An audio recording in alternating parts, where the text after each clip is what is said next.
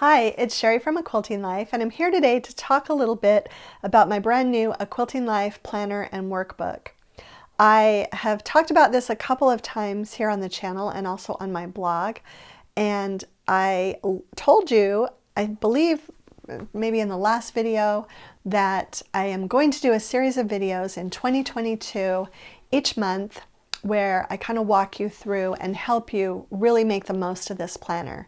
So I'm excited to do that for next year, and I know it's just December, but I thought I would give you a little bit of a preview.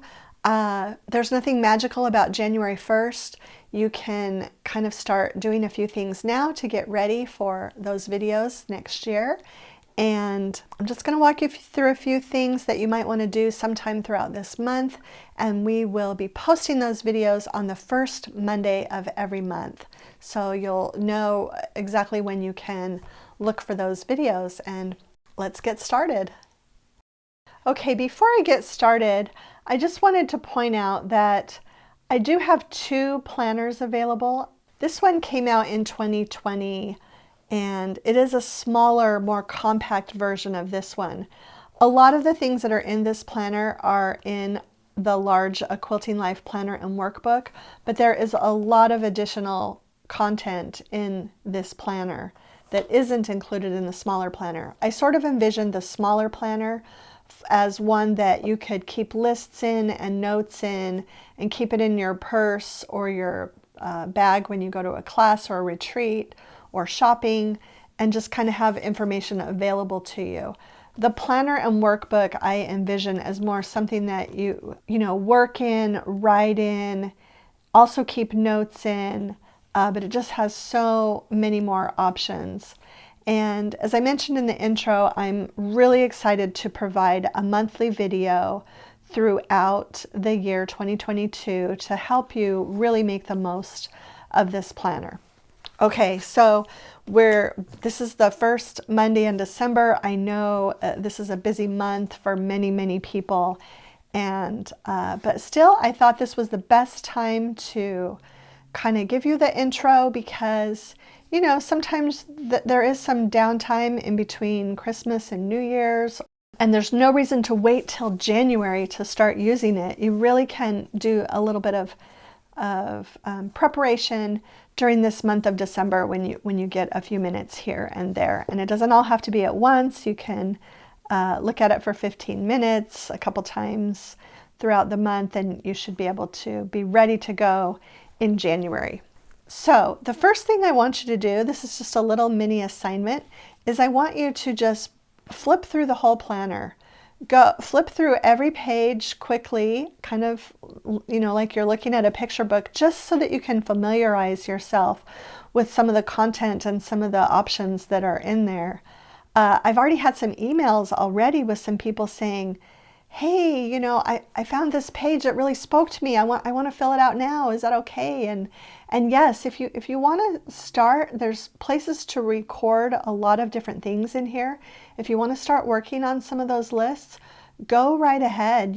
If you have time now, you don't have to wait till the month that we are going to work on it to do it. I just want to provide additional helps along the way. The planner is divided into 12 different sections, and each of those sections has a 2-page monthly calendar spread. It's undated, so you actually can start whenever you want, but we will kind of go through the content that's included with each monthly page. That's kind of how I'll set up, the monthly videos. But there are some resources at the end that I also want you to look at. Because those you can start using right away. And one of those resources at the end is a large section of project planners. And I've got some really great tips right at the beginning. But then, as you can see, we have lots of different project planner pages. So if you have time during the month of December, at the end of the month, or you might want to start filling this out on maybe something that you're going to be working on next year. If it's something that's in progress, you can go ahead and put it in here too. I love the next steps feature where Maybe if it's something you don't work on very often, you can leave yourself a note about exactly where you're at. And the notes section, also you can, give yourself a hint as to what thread you were using or what setting that you were using if you're doing some kind of special stitch. Or, sometimes I will, if I'm using a special ruler and I keep it somewhere else, not with the project, I'll make a note about where I keep that ruler so that I can go right to it. But I would definitely love for you to look through, and you can see you're going to have plenty of project planner pages. So, and that's what we wanted to do, so that this is something you could use for more than 1 year, especially with the calendar pages being undated. Okay, and then right at the end too, I just really wanted to point out the helpful resources. I've got some of my favorite notions. I've got space for you to record some of your favorite tips. I've got a list of lots of my favorite books, quilting and non-quilting. And then there's also a place for you to record books that you maybe have or that you want to get or that you love. Okay, so that's kind of your assignment for December. Go through, look at every page, see what's there, look through the helpful resources at the back, and maybe start filling in a couple of project planner pages.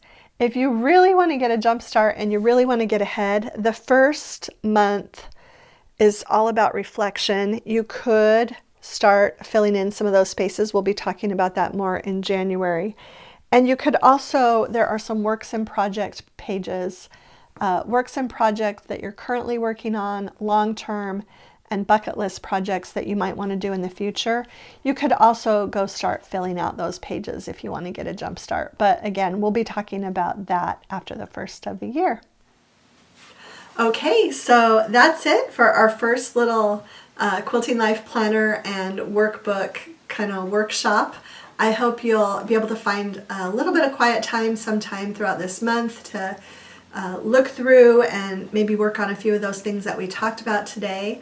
And I will be back on the first Monday in January, and we'll just really get started digging in with some helpful tips each month so that you can make the most of your planner. If you enjoyed today's video, please share it with a friend, subscribe to our channel if you haven't already, and hit the like button. Thank you so much for stopping by.